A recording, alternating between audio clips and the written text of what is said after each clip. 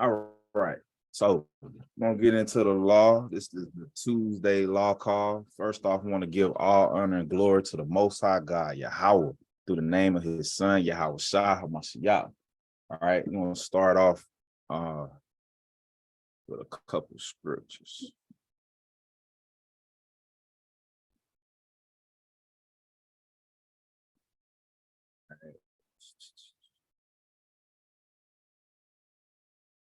Hope everybody can see the screen. We're gonna start it out with Colossians chapter 3 and verse 17.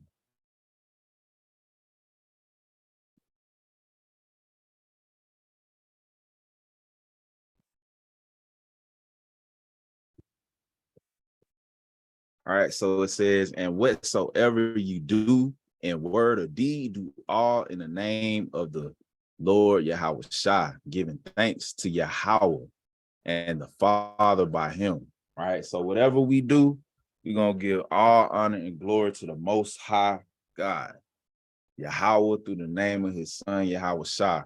All right, we always give honor to the Most High. He's the reason why we have breath, why we have life. Our whole duty is to worship the Most High God. All right, hold on one second. Get my headphones in.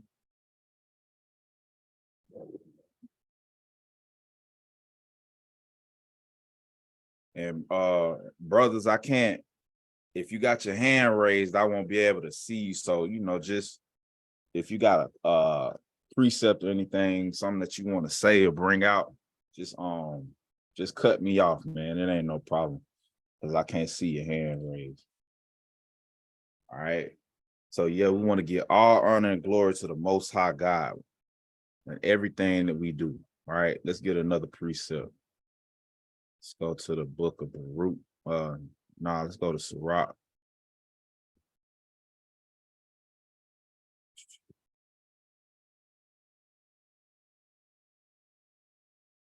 The book of Sirach, or Ecclesiasticus in the Apocrypha, chapter 39. All right. All right, it says here, but he that giveth his mind to the law of the Most High and is occupied in the meditation thereof will seek out the wisdom of all the ancient and be occupied in prophecy. Right, we usually bring this precept out on Thursdays when we go into prophecy, but I like the first part of this precept as well. Right, it says, he that giveth his mind to the law of the Most High. Right, give your mind to the laws of the Most High. It's important, right? If you give something away, you don't usually ask for it back, right? It says, and is occupied in the meditation thereof. All right, so we always want to be meditating on the laws of the Most High. Even if you're not reading, you may read a chapter a day, a verse a day. Meditate and chew on that you just read, throughout the day and throughout the night. All right, so this is the law call. So I want to get into a couple things, right? We're gonna get into Numbers chapter 10. We're gonna get into new moon. All right, we got new moon coming up on Thursday at even, right? Which would be the 6th. Would it be the 6th of the month? Then that'll be the first day of the year, right? So it'll be our beginning of the new year for us. All right, but I want to touch on that, and I'm also gonna touch on, I want to touch on new moon because I know all of us here in particular, for the most part, probably agree on when the new moon is, but there may be some people who don't understand the new moon, how to keep it, why we keep it, and so on and so forth. So we're going to touch on those things, Most High willing. Also want to get into just the law itself, as far as where are the laws found. All right, you have within the Israelite community, you have a lot of people who say the first 5 books are just where the law is found, right? Which would be the Torah, or it's called the Torah, the books that Moses wrote. All right, but we gonna look at something. All right, let's real quick, let's go to John. All right, the book of John,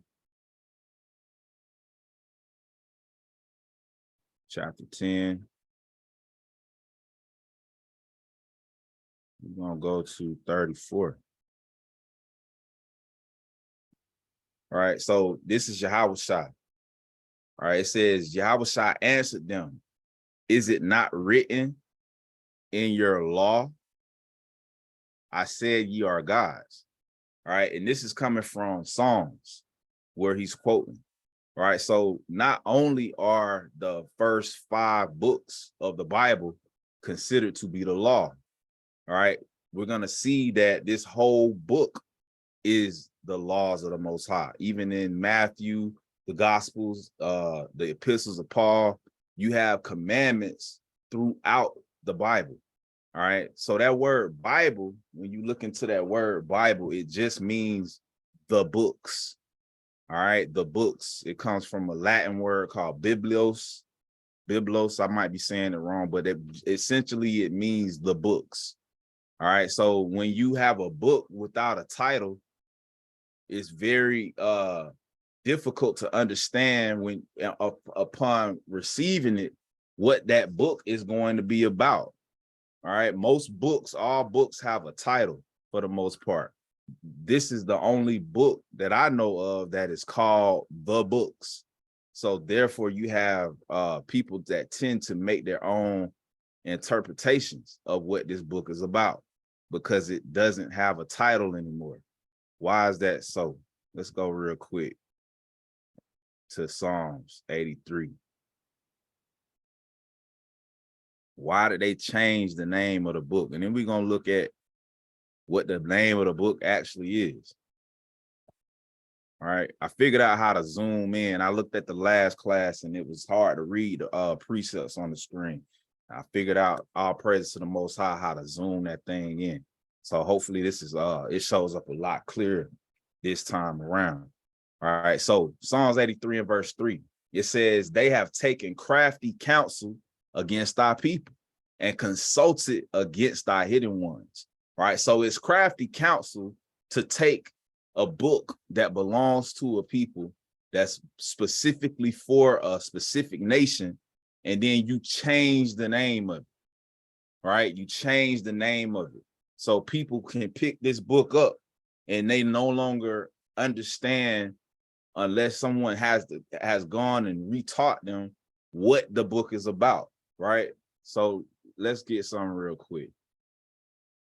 Let's get the name of this book. We call it the Bible. There's nothing wrong with calling it the Bible. I'm gonna still call it the Bible, right? But the Bible, the books have a name. Let's go to Joshua 1 and 8. It says, this book of the law, right, shall not depart out of thy mouth, but thou shalt meditate therein day and night, that thou mayest observe to do according to all that is written therein. For then thou shalt make thy way prosperous, and then thou shalt have good success. Right? So this is Joshua. This is not in the first 5 books. All right. So this is still where he's calling this book a book of the law. So he's talking about the collection of scriptures that the Most High Spirit gathered, all right, and put together. These are all called the law. This whole Bible, the name of this Bible is actually called the book of the law. All right, let's get another witness.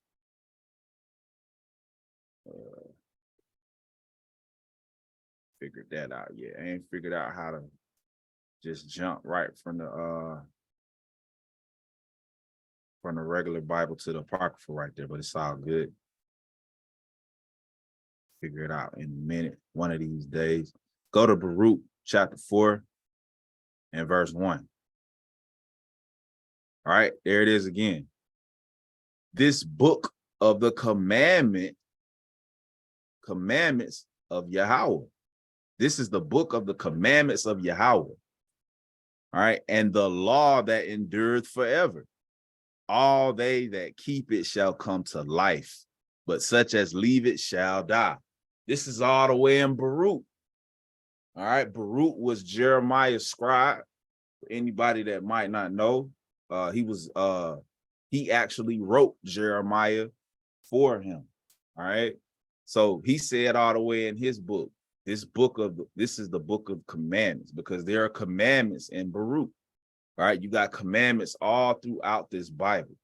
All right, so that's just a little bit of side information. Anytime somebody tells you, because you have some dispute over something as simple as our sisters covering their head when the law is being brought out, or when they're praying, or when they read the Bible. Some people say, oh, that's not necessary. Some people say, oh, brothers don't have to take their head covering off. Well, that's a law. That's actually a law. This whole Bible is the book of the law. All right, so I just wanted to get that out the way first. All right, so now from there, let's go to the book of Numbers. Numbers chapter 10. And we're going to start at 1. All right, it says, and the Lord spake unto Moses in the wilderness of Sinai, in the tabernacle of the congregation, on the first day of the second month, in the second year after they were come out of the land of Egypt, saying, take ye some of all the congregation of the children of Israel after their families by the house of their fathers, with the number of, oh, not this chapter, Salaki. Do something that sound right. Chapter 10. Salaki. There we go. All right, it says, and the Lord spake unto Moses, saying, make thee 2 trumpets of silver, of a whole piece shalt thou make them, and that thou mayest use them for the calling of the assembly, and for the journeying of the camps. And when they shall blow them, and when they shall blow with them, all the assembly shall assemble themselves to thee at the door of the tabernacle of the congregation.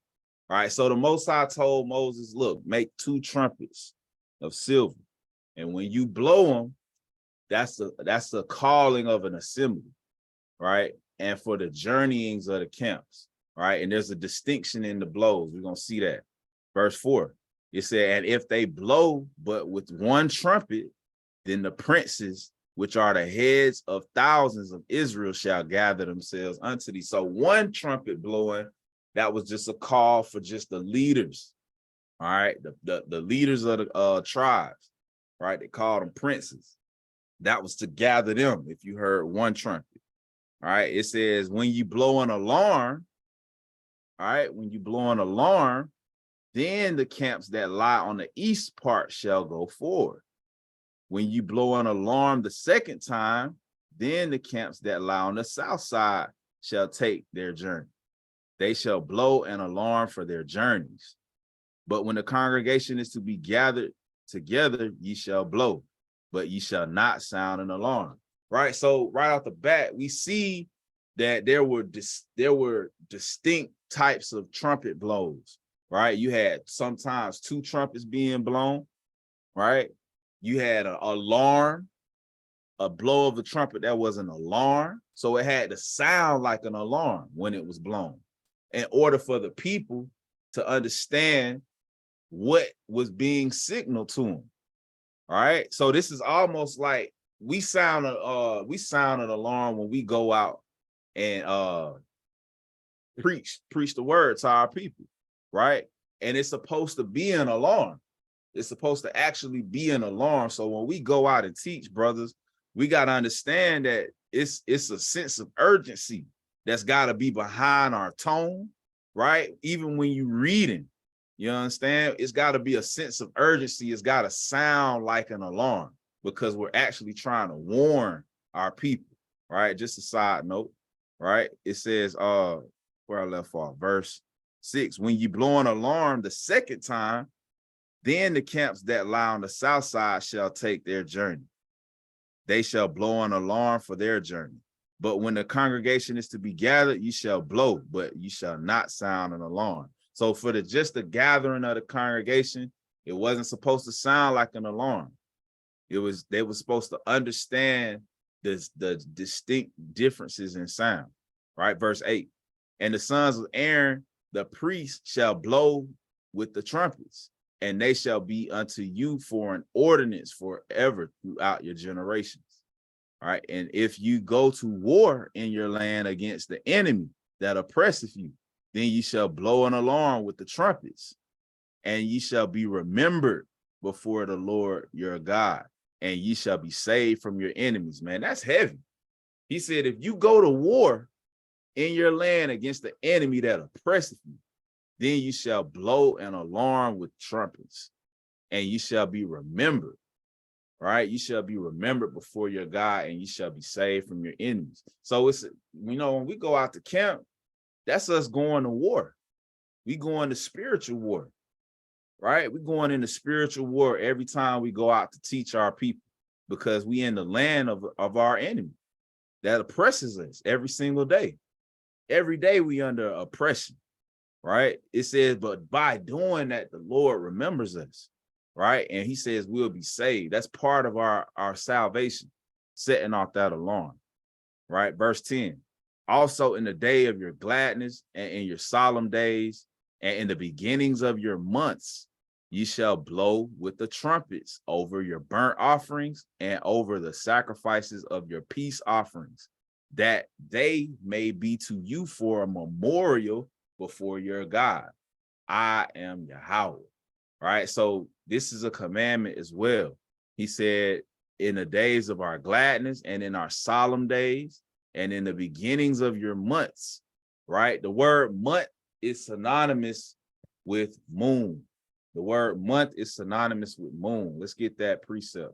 So now we're going to go into new moon a little bit, because that's what it's talking about here in verse 10. Right? It's talking about the beginning of your months.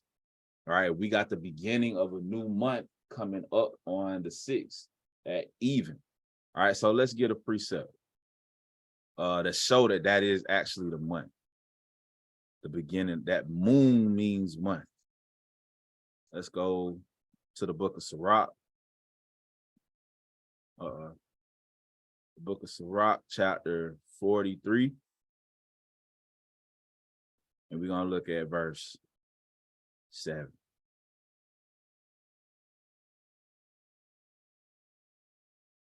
All right. It says, starting at verse 7, from the moon is the sign of feast, a light that decreaseth in her perfection.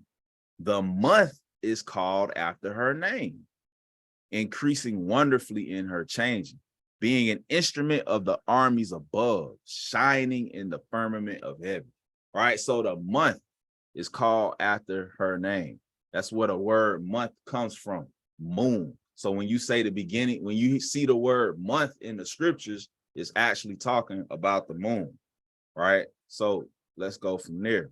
We're going to come back to there because it's a couple things in this one precept, right? But we're going to establish first why we keep the new moon.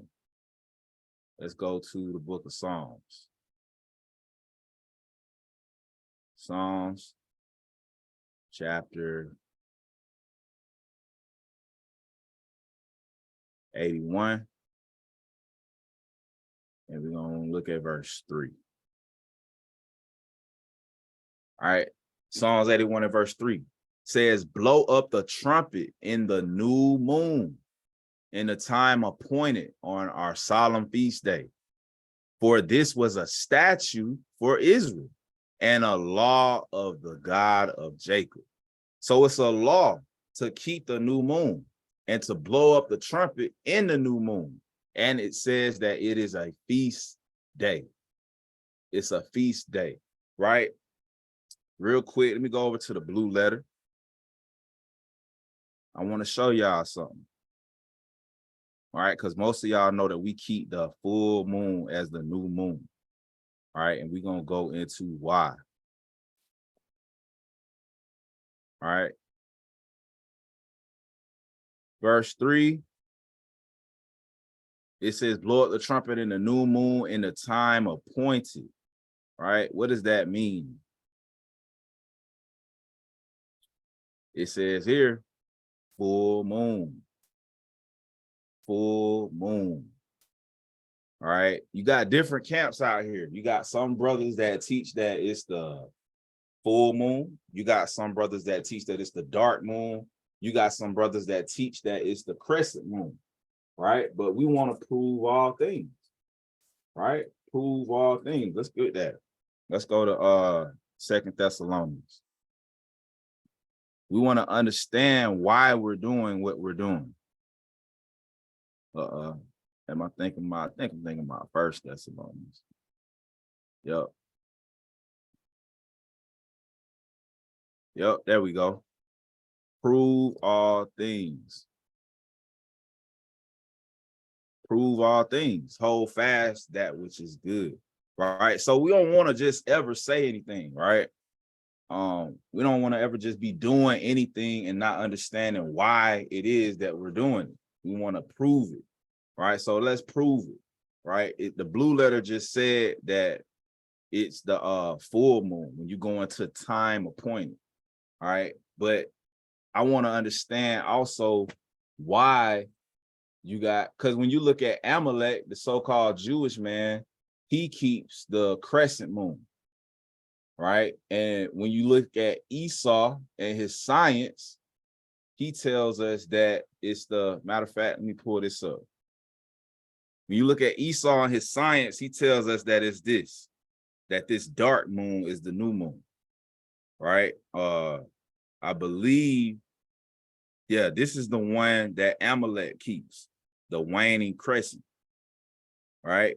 And this is the full moon. This is the one that we keep over here. All right. We keep the full moon as the new moon. Right. So why does Esau say is this? Amalek says is this, but we say, and the scriptures are going to say also that is this. Let's see. Let's go to the book of Daniel. All right. And y'all bear with me. I'm trying to use my Bible and this Bible online at the same time. All right. Daniel. Let's go to Daniel chapter 7. Daniel chapter 7 and verse 25.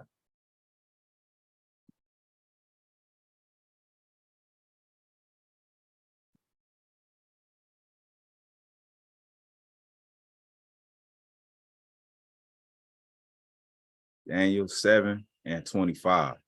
Right? It says, and he shall speak great words against the Most High, and shall wear out the saints of the Most High. Right? The he here is talking about Esau. Esau. Right? It says he shall speak great words against the Most High and shall wear out the saints. He wore us out when he put us in slavery, the various captivities, the Greek captivity, the Roman captivity, the transatlantic and sub-Saharan slave trades. Right? That's him wearing out the saints. Go ahead, King. Hey, and that's man, that Daniel 7:25, for the people that basically say the saints is everybody. Well, you can use it as a precept to be like, if a white person come up, be like, we the saints, and be like, you got to prove to us when y'all was ever wore out. You know what I'm saying? When your people ever went through something. The Bible said the saints was gonna be wore out. They're gonna be tired. They had to go through a lot to be wore out. Every nation on the face of the planet, they haven't been wore out. They haven't been through like 10. They ain't been through nothing that we went through. So that was I just point on that, King. Fine. Let's get that real quick. Let's prove who the saints are. Since you brought that out, let's go to the book of Psalms. We coming back over there. Right? Psalms chapter 50 and verse 5. Gather my saints together unto me, those that have made a covenant with me by sacrifice. Right? So the Israelites are the saints. All right. And like the brother brought out, the so-called white man, he ain't been worn out. The Jewish Holocaust with 6.6 million or whatever they saying, even if we'll just round up, say it's 77 million so-called Jews that got killed in the Holocaust, right? That pales in comparison when you look at just our Northern Kingdom brothers from Gad and Reuben, right? The so-called Native Americans, over 70 million of them was slaughtered when they came over, when the so-called white man came over to the United States and took this land. And then they started celebrating Thanksgiving. That's the celebration of 70 million so-called Native Americans being killed. They don't even know how many of the so-called African Americans was killed, right? Through the just in the transportation of us from Africa to this land, right? So the saints are the Israelites, the so-called Blacks, Hispanics, and Native Americans. And we were worn out when he put us in slavery, right? First, back to Daniel 7:25, it say, he shall speak great words against the Most High. Speaking great words against him is saying that they're the Jews, that they're God's chosen people, that Yahweh Shah is a so-called white man. That's speaking great words against them. Right? It says, and shall wear out the saints of the Most High and think to change times and laws. Right? We seen that in 313 AD, where they changed the Sabbath of the Most High from Saturday to Sunday. That was Constantine and the Pope. All right, forget which particular Pope, but they put out an edict, bull, a papal bull, right? That basically a new law, thinking that they could change God's laws, right? And they changed times, right? Our feast days are determined by when the new moon is, like we read in Sirach 43. That determines when we keep the new moon. So when you change it from its actual, what it actually is, the full moon, and say it's now it's the dark moon, or you say it's the crescent moon, you're changing the times and the laws, right? It says, and they shall be given into his hand until a time and times and the dividing of times, right? So that was how we got to this. That's why this is what is accepted by the world, the dark moon being the new moon, right? But I want to look at something. We looked at Psalms 81:3. We went into their scholarship in the blue letter, where it says that time appointed means full moon. But let's prove it further. Let's go to Genesis. Let's go to the beginning. All right, Genesis chapter 1. And let's look at verse 14. All right, it said, and God said, and Yahweh said, let there be lights in the firmament of the heaven to divide the day from night. All right, so this is him making the lights. All right, notice it says lights. Lights. Lights. All right, to divide the day from night, and let them be for signs and for seasons and for days and years. And let them be for lights in the firmament of the heaven to give light upon the earth. And it was so.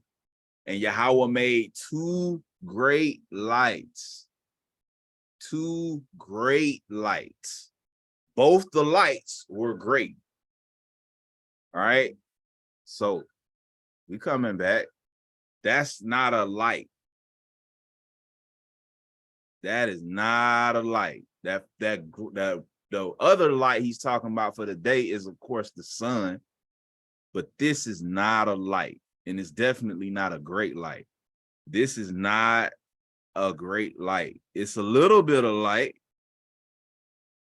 a little bit, but it's not a great light, right? Let's go back.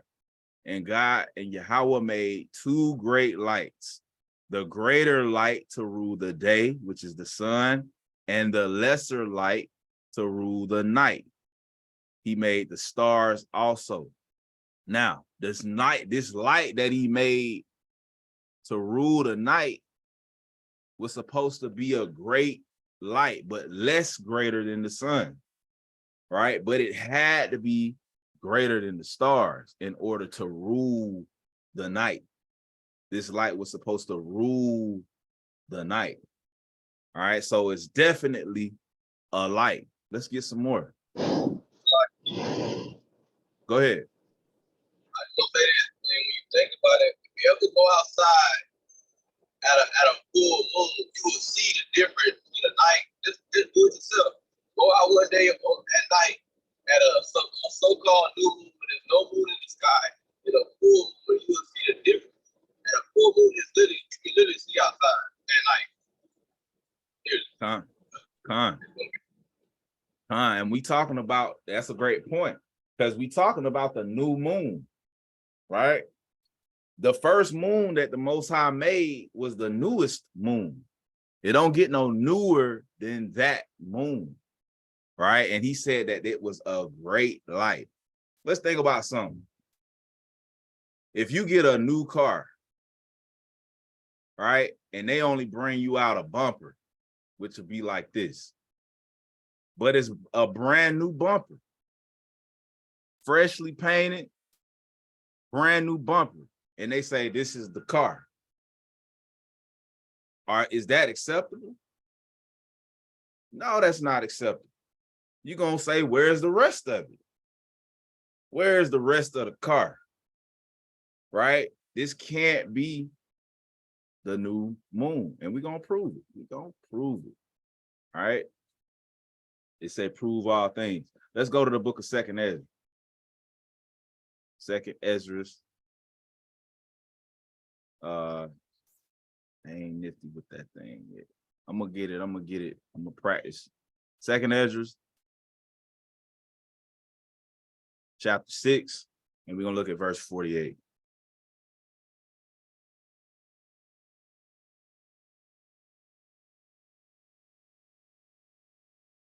All right, it says here, it says, for the dumb water without life brought forth living things at the commandment of Yahweh, that all people might praise thy wondrous works. And didst ordain two living creatures, the one called, this ain't the one I'm looking for, Salaki. Hold on.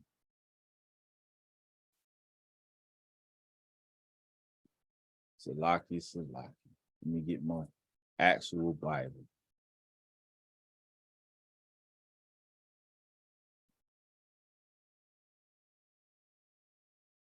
Verse 45 is what I want.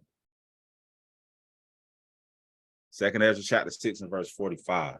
It says, upon the fourth day, thou commandest that the sun should shine and the moon give her light, and the stars should be in order, right? So when he first made the new moon, the moon was new when he created it.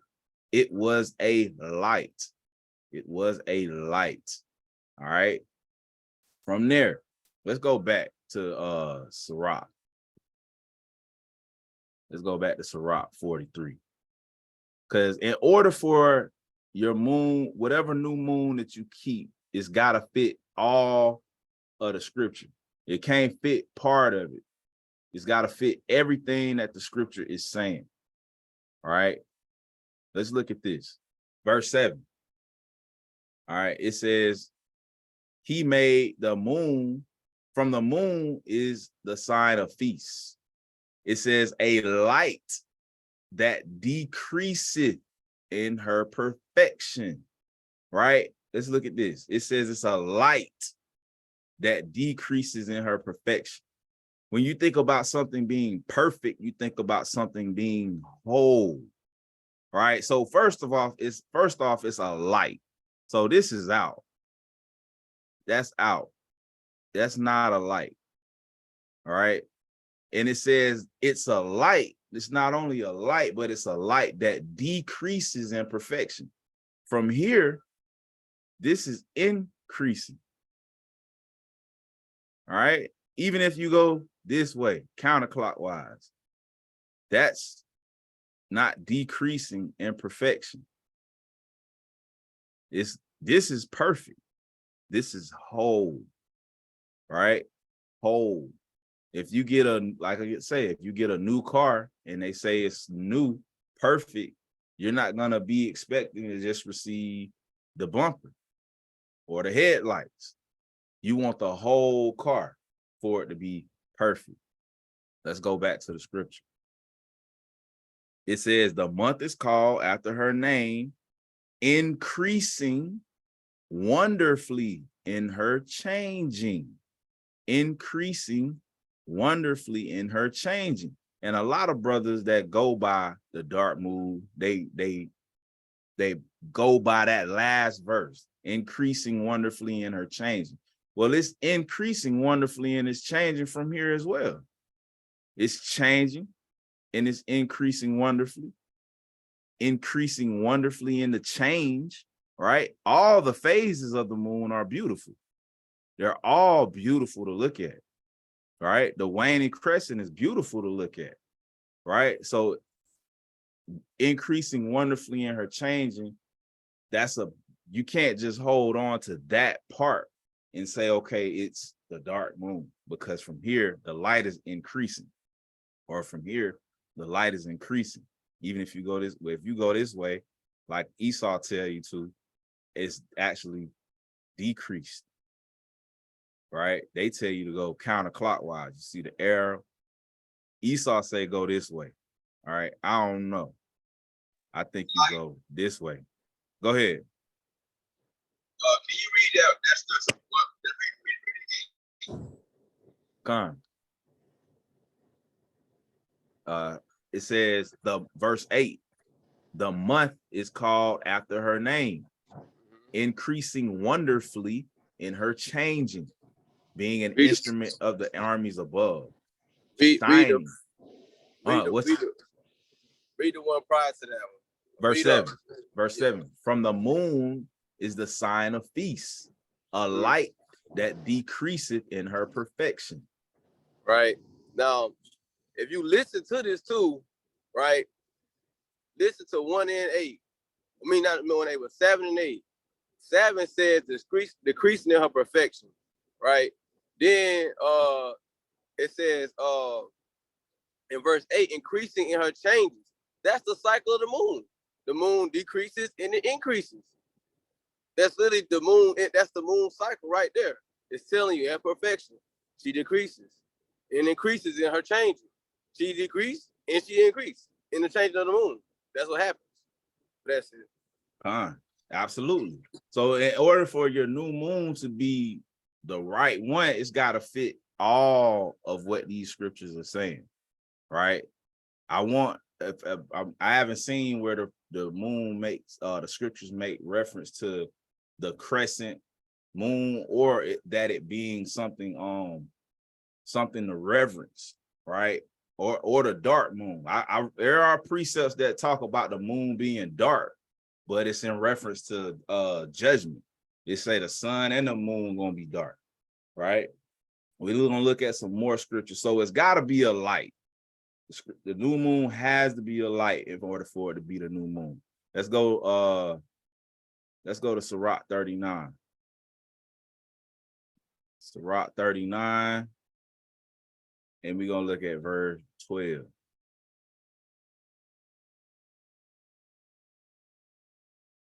All right, it says, yet I have more to say, which I have thought upon, for I am filled as the moon at full. Filled at the moon at full. Now, is this saying that the new moon is the full moon? No, but you're gonna see a pattern. The brothers they constantly make reference to the moon being a light, or either even full, right? Either even full, right? Let's get some more. It's definitely a light, as you can see.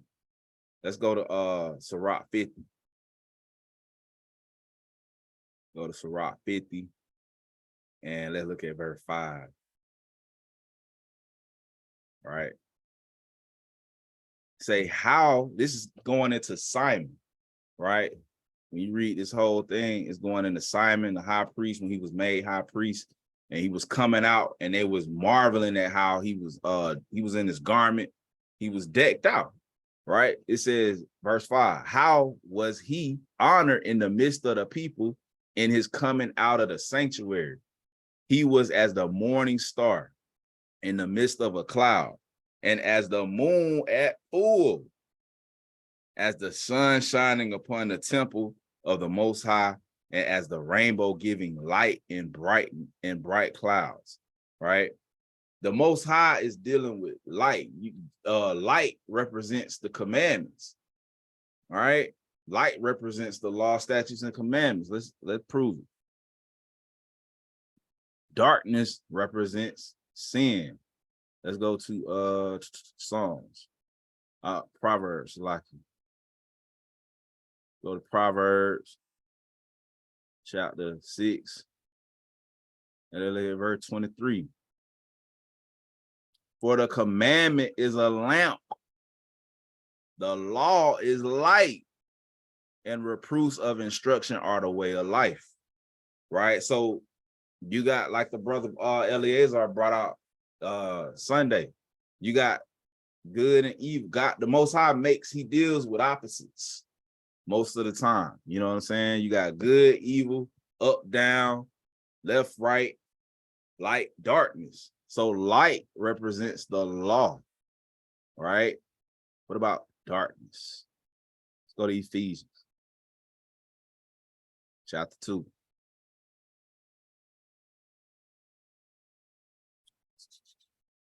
It says, and this is what I want.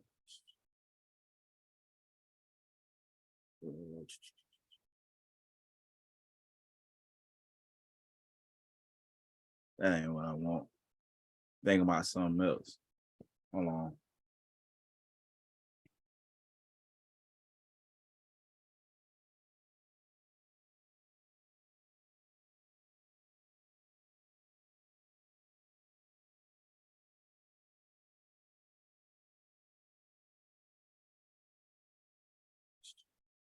Here we go. 1 Peter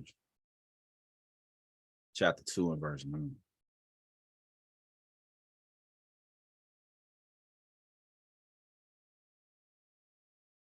All right. But ye are a chosen generation, a royal priesthood, and holy nation, a peculiar people, that ye should show forth the praises of him who hath called you out of darkness into his marvelous light. Right? So darkness represents sin, right? The lights represent the commandments, right? So the moon, the new moon, is a light. Let's go back. So it said that Simon was like a light, the full moon, right? When he came out of the sanctuary, right? He was glorious in his apparel. You know what I'm saying? So let's go to Job. From there, let's go to Job. The book of Job, chapter 31. And we're going to look at verse 26.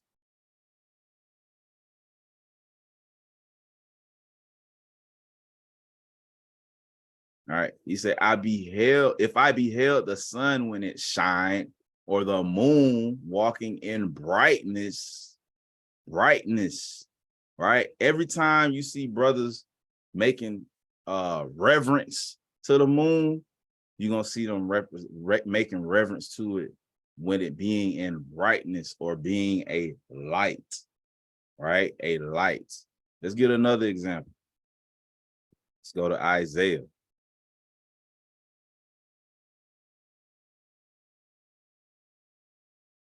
Isaiah chapter 30. And verse 26.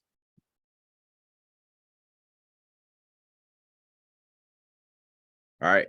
Moreover, the light, and this is going into when we get into the kingdom, right? It says in the kingdom, the light, moreover, the light of the moon shall be as the light of the sun, and the light of the sun shall be sevenfold. as the light of 7 days. And in the day that the Lord bindeth up the breach of his people and healeth the stroke of their wound. Right? So in the kingdom, the sun is going to be it's going to be way brighter than what it is right now. 7-fold, right? As the light of 7 days, and the moon shall be as the light of the sun, right? The light of the sun. So it's going to be a light, right? He's not dealing with the dark moon. He created the dark moon. He created all the phases of the moon, right? But the moon that is the new moon is the full moon. Let's go to Deuteronomy.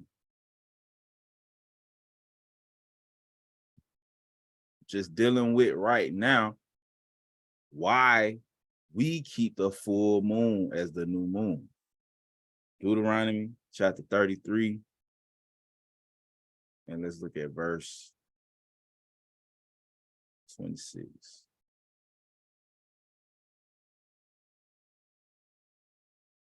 All right, it says, there is none like unto Yahweh of Jeshurun, who rideth upon the heaven in thy help, and in his excellency on the sky. The eternal God is thy refuge, and underneath are everlasting arms. And he shall thrust out the enemy from before thee, and shall say, destroy them. Israel shall then dwell in safety alone. The fountains, is this what I want? Deuteronomy. No, 14, Salaki. That ain't what I wanted, Salaki. There we go.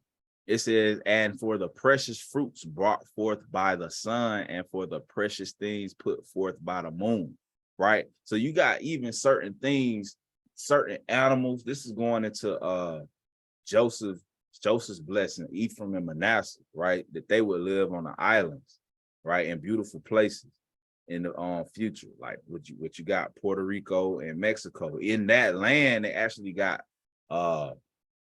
frogs, right? That'll only come out on the full moon, and they'll mate on the full moon, right? So that's an example of precious things being put forth by the moon, right? That only happens on the full moon, right? So the moon, the Bible over and over, it makes reference to the moon being a light, the one that you should reverence anyway, being a light and being the full moon, right? Let's go to the book of Baruch. Let's get another example. Let's get one more example.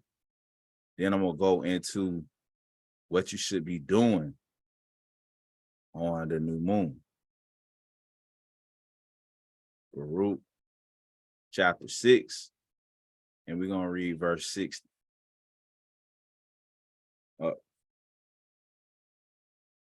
Chapter, ain't got no 6 in this one. Am I tripping? Chapter 5, maybe. Let me look in my Bible. It's locked in. Baruch got 6, King.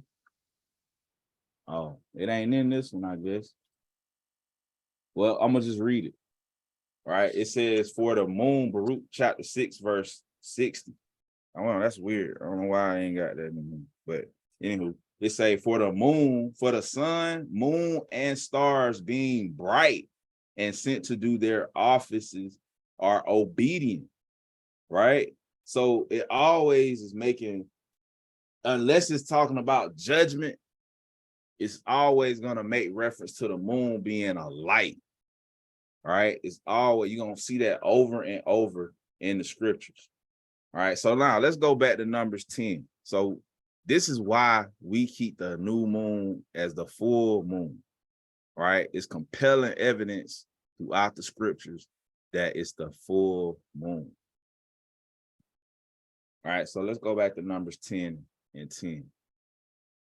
All right, it says, also in the day of your gladness and in your solemn days and in the beginnings of your months or your new moon, ye shall blow with the trumpets over your burnt offerings and over the sacrifice of your peace offerings, that they may be to you for a memorial before your power or your God.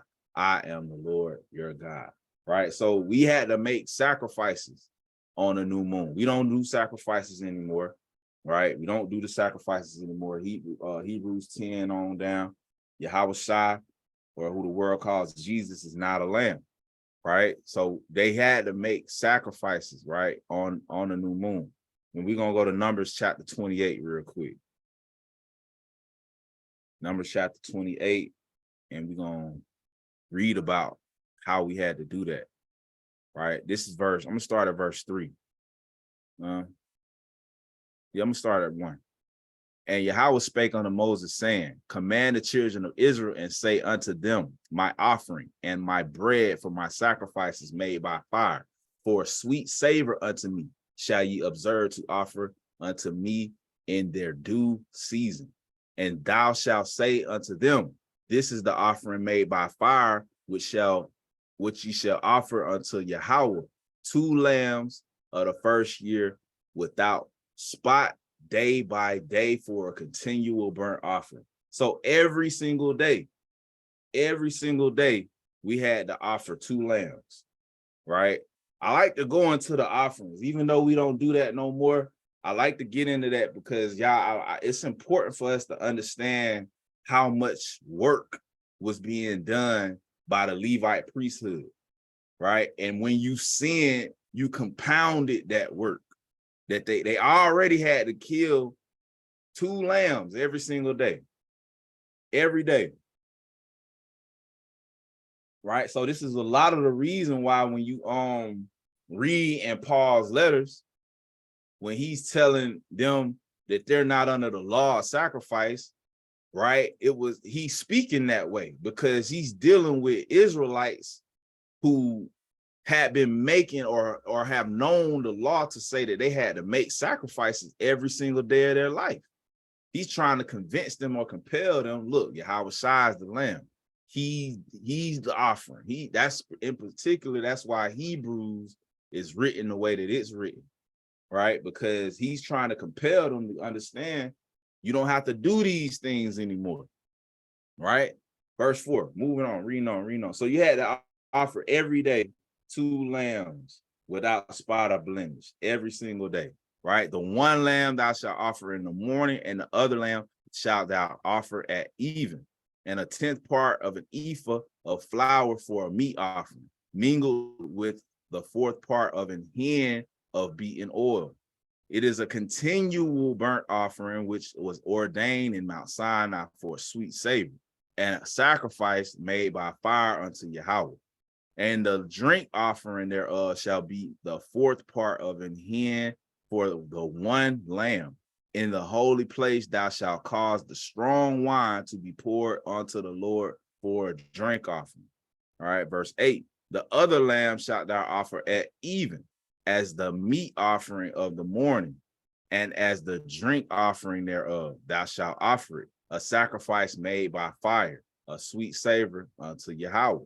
All right, verse 9. And on the Sabbath day, 2 lambs of the first year without spot, and 2 tenth deals of flour for a meat offering mingled with oil, and the drink offering thereof. So now you're dealing with the Sabbath day in verse 9. On the Sabbath, they had to make, basically, they had to sacrifice 8 lambs, right? You're gonna see that. They had to sacrifice 8 lambs on the Sabbath, right? They would sacrifice bulls, rams, and lambs. But on the Sabbath, they sacrificed 8 lambs. You're gonna see that. This, verse 10, this is the burnt offering of every Sabbath, besides the continual burnt offering, right? So keep in mind the 2 offerings of lambs every single day, plus what it's gonna say for the Sabbath. It's gonna equal up to 8, right?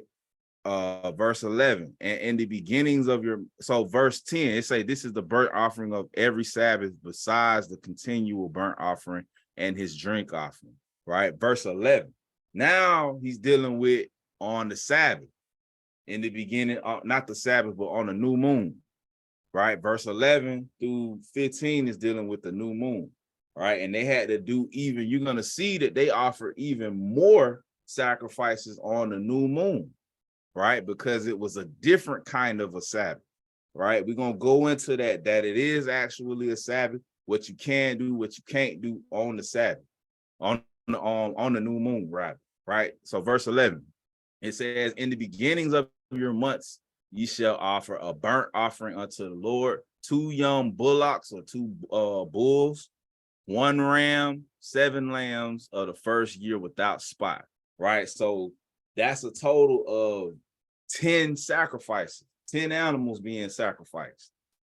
Every new moon is what they had to do this, right? Verse 12, the 3/10 deal of flour for a meat offering mingled with oil for 1 bullock, and 2/10 deals for flour for a meat offering mingled with oil for 1 ram.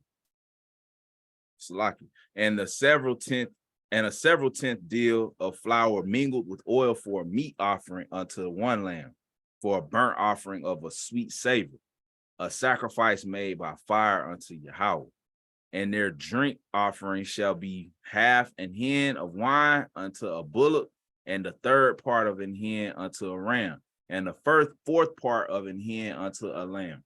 This is the burnt offering every month throughout the months of the year, right? 1 kid of the goats for a sin offering unto Yahweh shall be offered, besides the continual burnt offering and his drink offering. So basically, we was letting the Most High participate in the feast part of the scripture, right? We was allowing for him to participate in the feast part. All right, let's go back to Psalms 81, because it is a feast day. Psalms 81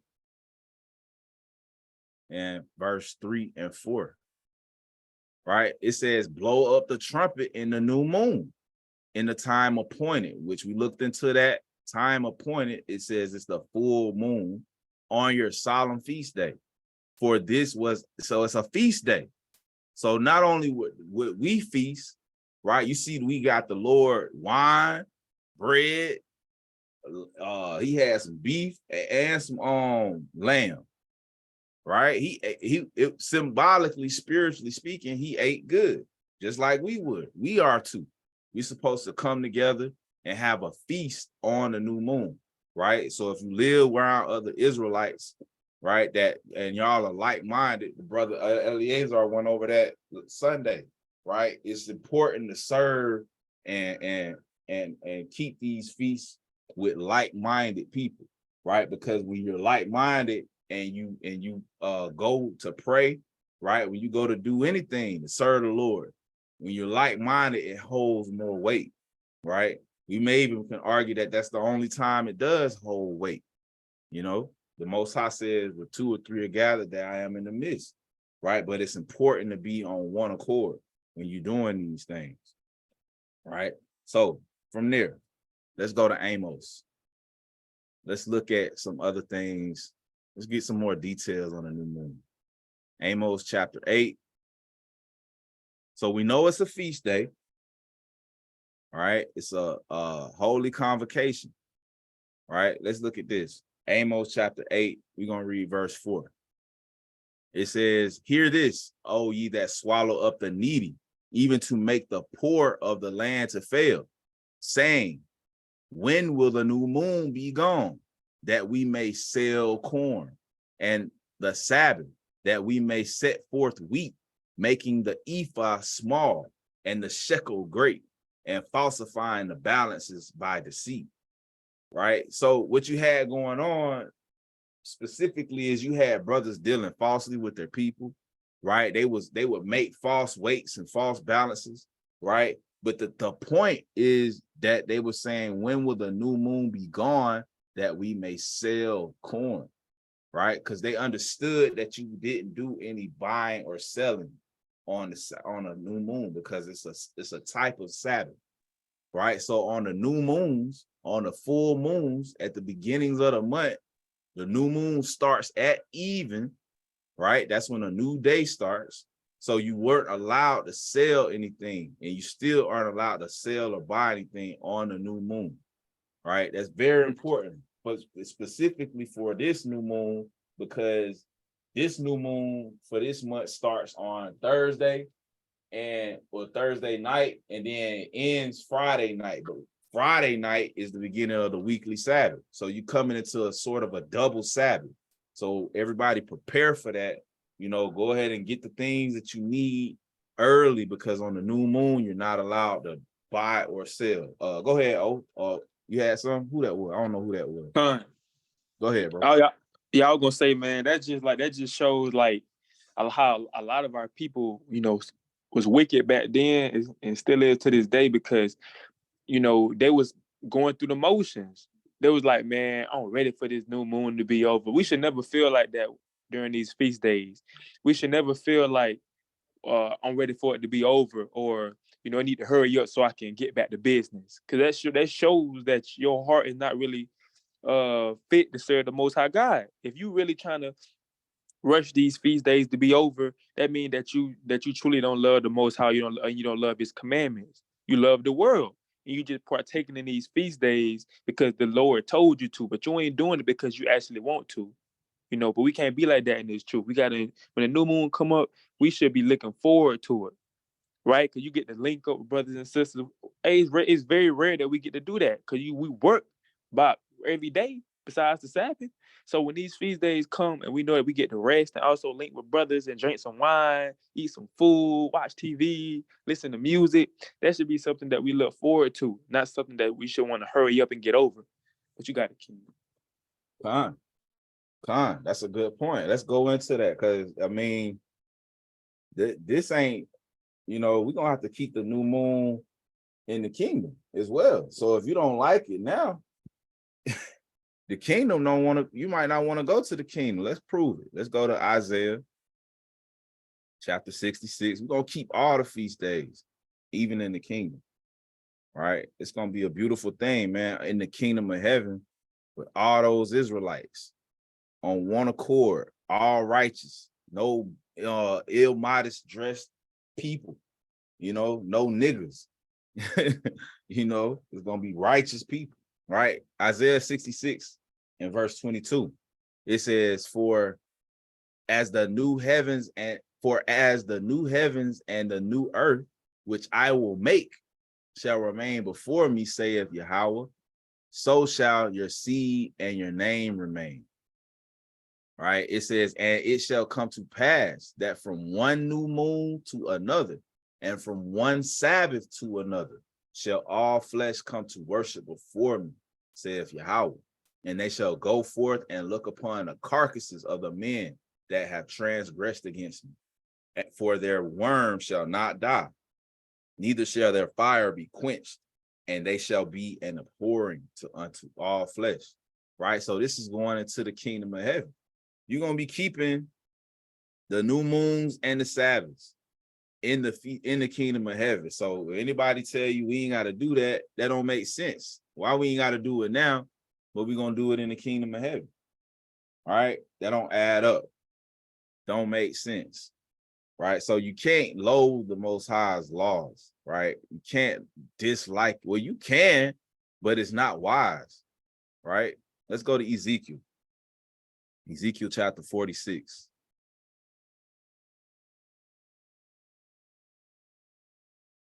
I'm gonna start at verse 1.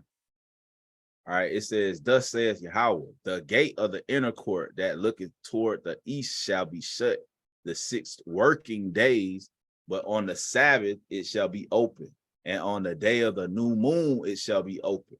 Right? So this is another prophetic scripture, right? He's telling them that there are 6 working days, but on the Sabbath, the weekly Sabbath, the temple is going to be open, right? And the day of the new moon is going to be open, right? Proving that there's no work allowed to be done on the new moons or the weekly Sabbath, right? You can't work, all right? It's a feast day, right? So you can cook on the new moon, except if it's on the Sabbath. Right? If the new moon, you can't break the Sabbath to keep the new moon, right? So if the new moon were to fall on Sabbath, then you would have a cold feast, right? You could have a cold feast like sandwiches or fruit, you know, big salads, whatever the case, right? But the first The Sabbath is a holy convocation and a feast day as well, right? Let's get that real quick. Let's go to Leviticus.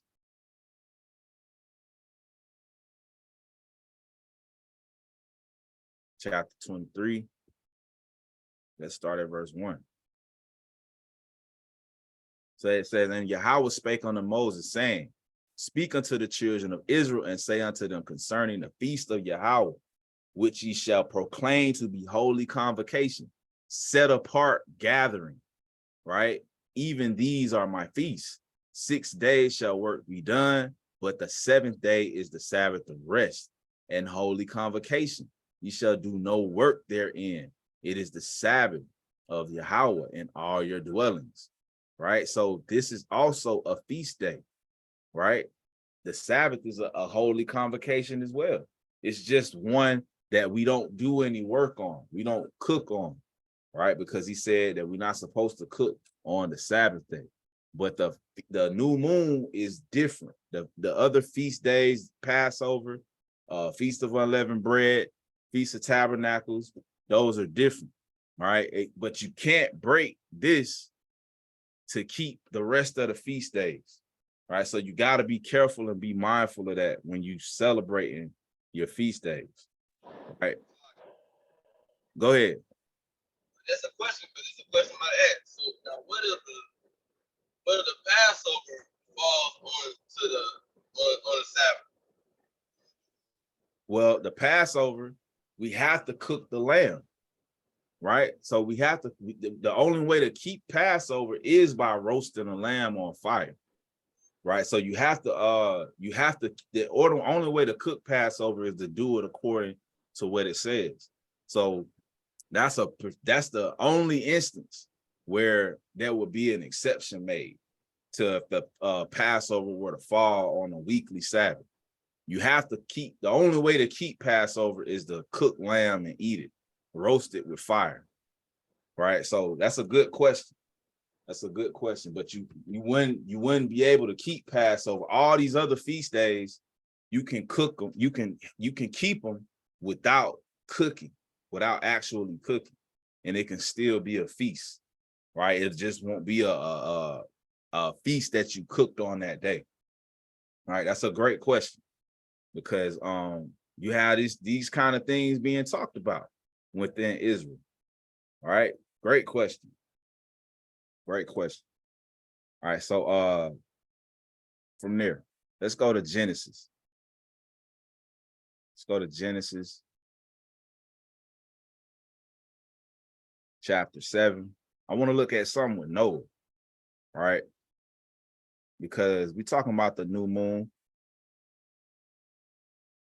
And you can see that the Most High is always like ordained the first day of the month, right? The first day of the month, right?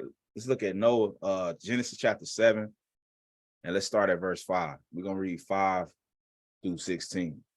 All right, it says, and Noah was 600 years old when the floods of the waters was upon the earth.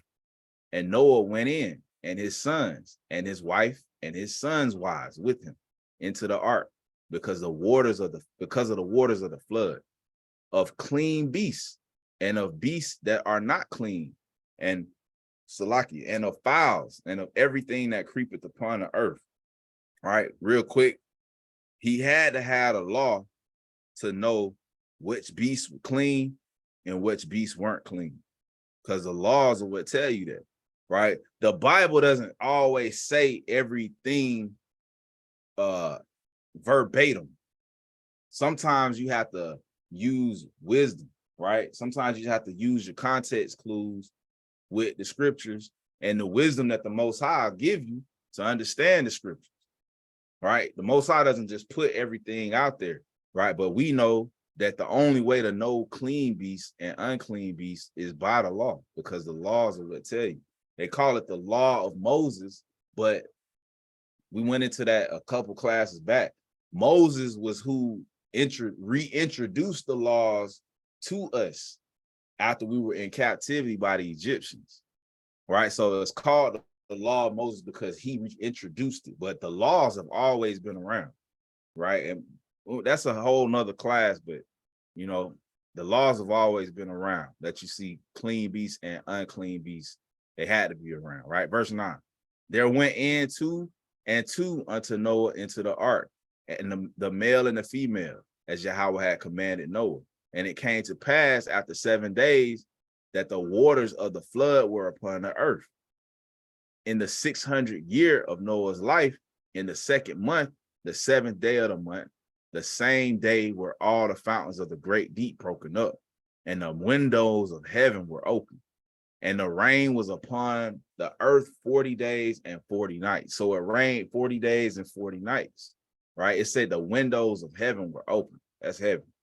All right. Verse 13. In the selfsame day entered Noah and Shem and Ham and Japheth, the sons of Noah, and Noah's wife and the 3 wives of his sons with them into the ark. They and every beast after his kind, and all the cattle after their kind, and every creeping thing that creepeth upon the earth after his kind, and every fowl after his kind, every bird of every sort. And they went in to the and they went in unto Noah into the ark, 2 and 2 of all flesh, wherein is the breath of life. And they that went in male and female of all flesh, as Yahweh had commanded him, and the Lord shut him in. So the Most High closed the door, right? He the one closed the door. That's how he knew it was time. The Lord closed the door. It says, and the flood was 40 days upon the earth, and the waters increased and bare up the ark. So when the waters they lifted up the ark and it started to float, and it was lift up above the earth, and the waters prevailed, and there were increased greatly upon the earth, and the ark went up upon the face of the waters, right? Let's go. So it rained 40 days and 40 nights, right? Let's go to Genesis chapter 8, and let's look at something. All right, Genesis 8, and let's look at verse 13. All right, it says, and it came to pass in the 601st year, in the first month, the first day of the month, the waters were dried up from off the earth. And Noah removed the covering of the ark and looked, and behold, the face of the ground was dry. So on the new moon, he removed the covering of the ark, right? And I just found this interesting, man. Let's look at this. You see, Moses kind of did something similar, right? When you go to Exodus. So that was on the new moon when Noah did that, right? Exodus chapter 40. I'm going to start at verse 1, and then I'm going to jump. All right, it says, and Yahweh spake unto Moses, saying, on the first day of the first month shalt thou set up the tabernacle of the tent of the congregation, and thou shalt put therein the ark of the testimony, and cover the ark with the veil. All right, so here you see the ark with the cherubims on each side being put into the tabernacle. All right, and Moses was instructed to cover it. All right, this happened on the first day of the first month on the new moon. So in Noah's case, he uncovered it. Once that water succeeded, once they had salvation, he uncovered it, right? But here you see Moses covering it up. Let's go down to verse 17. It says, and it came to pass in the first month, in the second year, on the first day of the month, the new moon, that the tabernacle was reared up.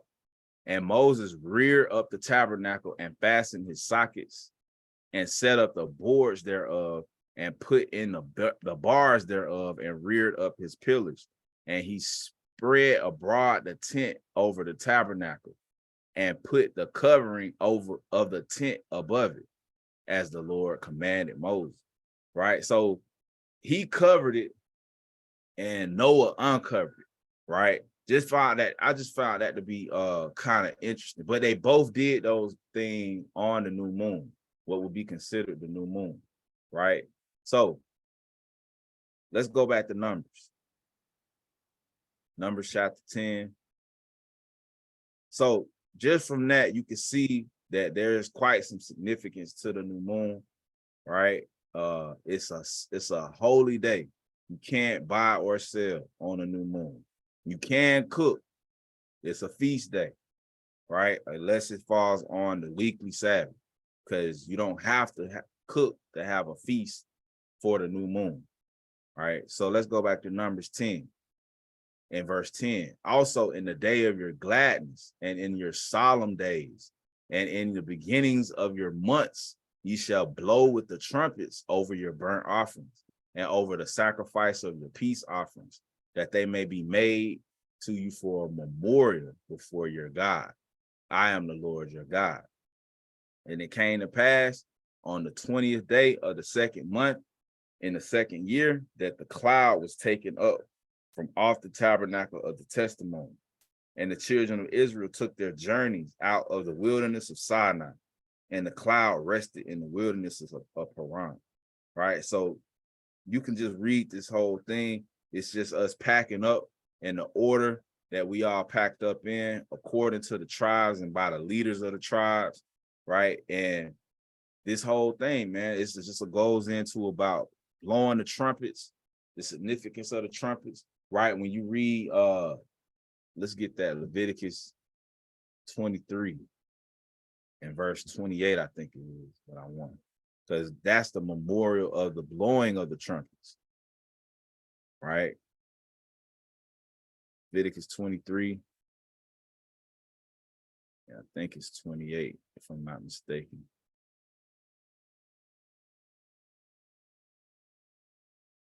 Mm. 24, right?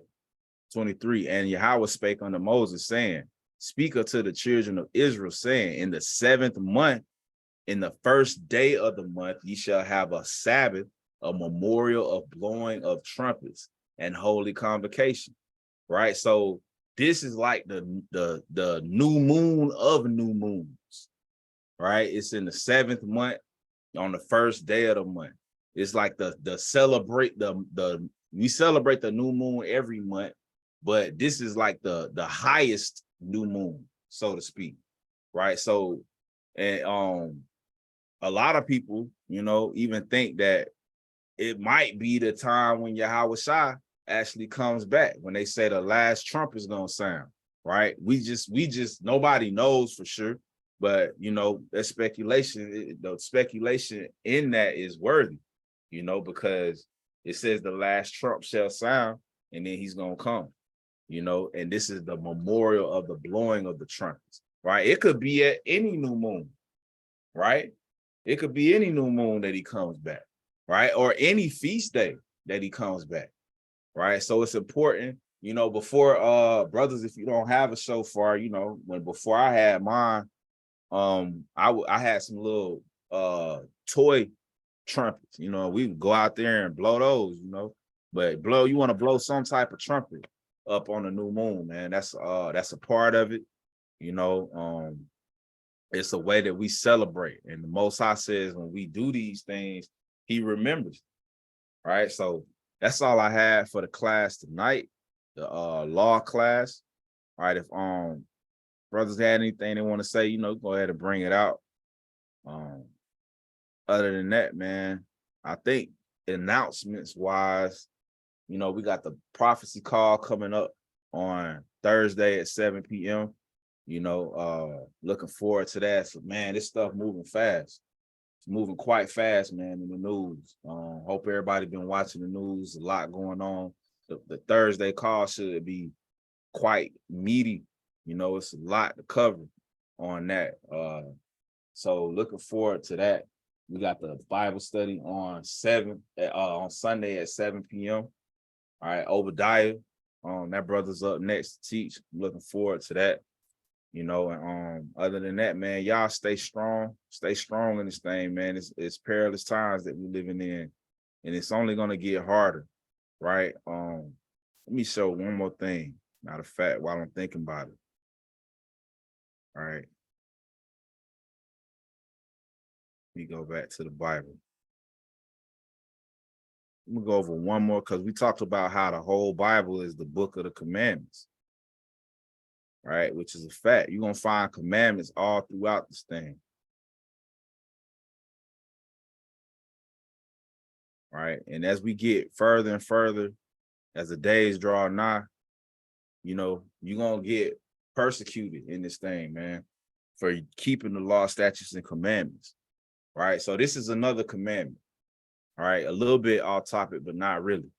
Right. It says Matthew chapter 5 and verse 10. It says, blessed are they which are persecuted for righteousness' sake, for theirs is the kingdom of heaven.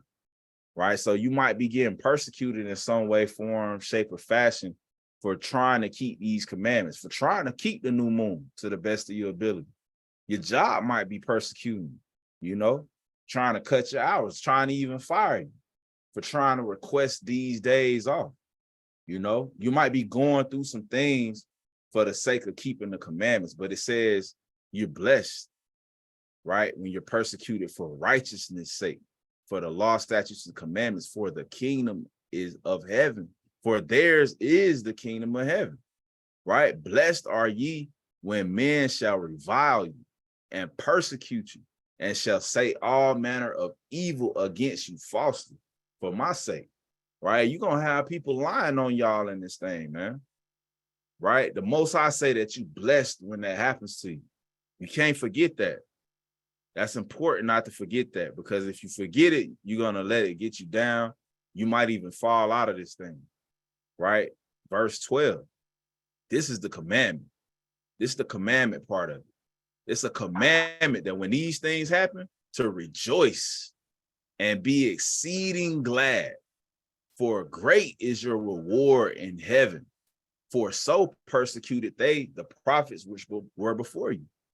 Right? So it's a commandment to rejoice when you get persecuted and be exceedingly glad. We should be glad when these things happen to us, you know, and it's easier said than done. You know, it takes some spiritual exercise to get adequated to where when these things happen to you, you know, you can see it spiritually for what it really is. You know, it takes some time for some people. Some people, they pick it up right away, but that's why it's important for us to read, you know, because it says things like this in here. Yahweh Shai is saying this to us because he knows we're going to go through it, right? They lied on him. A lot of times they called him a wine bibber, right? Because he enjoyed wine.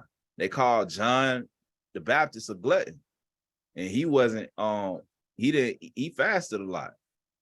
You know, so you can't really please people in this thing, man. You're going to always have somebody saying something against you, lying on you, reviling you for the name of the Most High, persecuting you, right?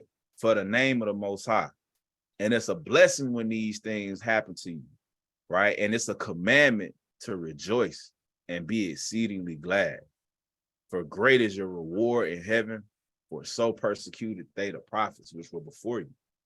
Right? All the prophets got persecuted, right? The apostles got killed, right? John the Baptist, not John the Baptist, but Saint John, he was the only one that died of old age.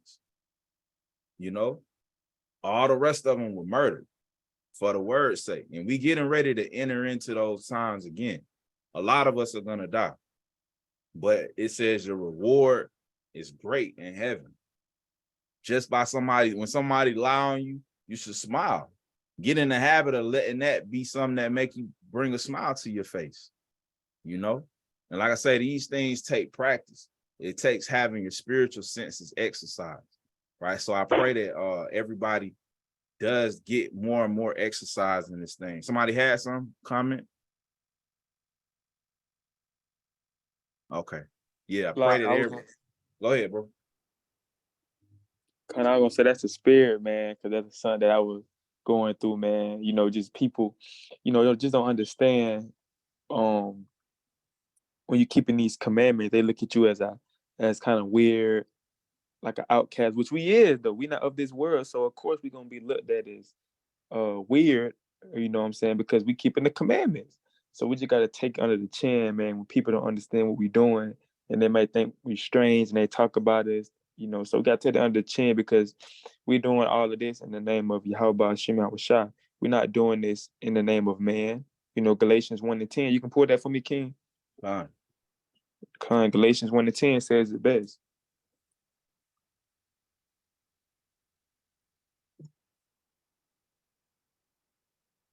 It says, do I not persuade men or Yahweh? Or do I seek to please men? For if I yet please men, I should not be the servant of Yahushua. You know, so we if you trying to please man and you care about how men feel, and you know your boss telling you to come in on the Sabbath and you're like, well, if I don't do it, I'm gonna get fired, or you know, he might not like me no more. So you go in on the Sabbath. That's you pleasing man. You know, you had a lot of our brothers and sisters, especially in in Maccabees, they wasn't even at first, they wasn't even going to war on the Sabbath. They were just letting the men come in and kill them because it was a Sabbath. They weren't even fighting. You know, so the Sabbath, you know, we have to be willing to die for these commandments, and whatever come behind it, we got to be willing to drink of that cup. You know that because we decided that we was gonna come into this truth. That was us saying that we're gonna drink of the cup of what the Father give us. So we just gotta take it under the chin, man, and count enjoy. Thank you, King. All right. Let me pull this. It made me think of something. Let's go to 1 Corinthians, chapter 4. All right, chapter 4, and we're gonna read verse 9. All right, it says, "For I think that Yahweh has set forth us as the apostles last." Right, so he was speaking in the spirit actually when he said this, man. We now, the brothers that go out and teach, we these last apostles, right? We the ones we the last ones, right? Because we in the last days, as it were appointed to death. For we are made, and we gonna teach until they put us. Only way they're gonna be able to stop us from teaching is to put us to death, right? And the sisters should be in that same spirit. The only way they could should be able to get you to break these commandments, to leave your husband, to stop reverencing your husband, to stop covering your head when you're praying, to stop being chaste and modest, is to put you to death. Right? We got to have the same spirit, because he was speaking about us in the spirit. Right? He says, "For we are made a spectacle unto the world, and to angels, and to men." Right? We made a spectacle in this thing, man. Right? People laugh at you. You keep the new moon, they're gonna say, "Ah, man, they worshiping the moon over there. They out there blowing them trumpets up at they worship the moon. Them folks, they bugged out." Right? But we know what the scriptures say, so we doing what it say. Right? We're not trying to please men, like the brother brought out in Galatians 1. We're not trying to please men. We don't teach the prosperity gospel. Right? We should be expecting this to happen to us, be made a spectacle unto the world and unto the angels and to men. The angels even like, dang, they going through it down there. They going through it, man.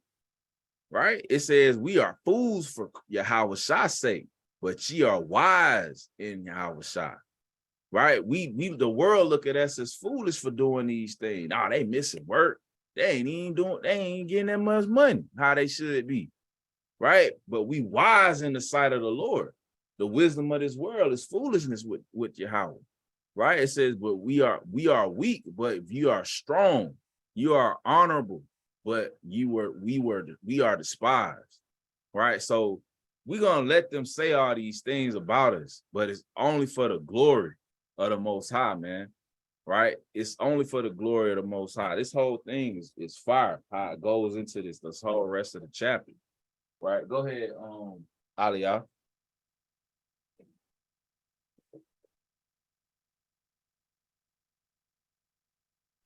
You hear me? Come. I just want to hey, mighty points too. I just want to speak on something as well, going into the persecution as well. This might get Revelation 2 and 10. Nah, we can get it.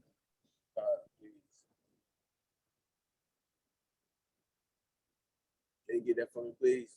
Fine. It says, "For none of those things which thou shalt fear, none of those things which thou shalt suffer.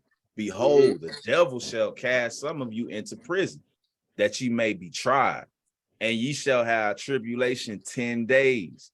Be thou faithful unto death, and I will give thee a crown of life. Right? So the Lord say, fear not none of these things, man. Don't fear those things that's gonna come. Like the brother said, we're a spectacle to the world, right? The world hates us. The world gonna hate us, right? Hey, we gonna get persecuted in this thing. We're gonna be treated different in this thing, but that's just how it is. Fear none of those things. Don't fear losing your job. Don't fear losing family members, friends, and all those things. Don't fear those things. Don't fear the persecution, right? Lord say, hey, strive to the truth. Hey, be faithful unto death. Continue having faith in this thing. Continue having faith in the Most High. Even when those times come, when that famine comes, when that pestilence, that great death comes, continue having faith in the Lord, right? Continue having faith in when you locked, because you can be locked up in this thing, like the brother said. Hey, you be locked down in the cell for this truth. Hey, still have faith in the Most High God, right? But that's it. Fine. We still, no matter what, man. No matter what they put us through, we got to be ready for it, man. That's why these things was written in the Bible, so that we can be prepared ahead of time, right? So keep letting the world laugh, man. The Most High gonna have the last laugh. He gonna have. That's a precept that say that. I know Proverbs 1:22 on down. He goes until he gonna laugh at the calamity of the wicked, right? But they laughing now at us, right? But you keep doing these things that are righteous before the Most High. Brothers, keep being humble. Keep speaking with your brothers on a consistent basis, right? Think of somebody to build up, you know. Think while you building yourself up, think of somebody else that might need some help and build them up, whether you calling them or whether you sending up a prayer. Right? Think of somebody that you can build up. Sisters, reach out to your other sisters, you know, somebody that you might see kind of falling behind. Kind of hold your hand back a little bit and try to pull that person up while we still can do these things. Right? It's gonna come a time where, you know, you might not be able to do this, right? You're not gonna be able to call each other. We're not gonna be able to celebrate together. We're not going to be able to congregate together like we are right now. So it's important to take advantage of these opportunities now while we got them, right? The time is running out. Can't stress it enough, man.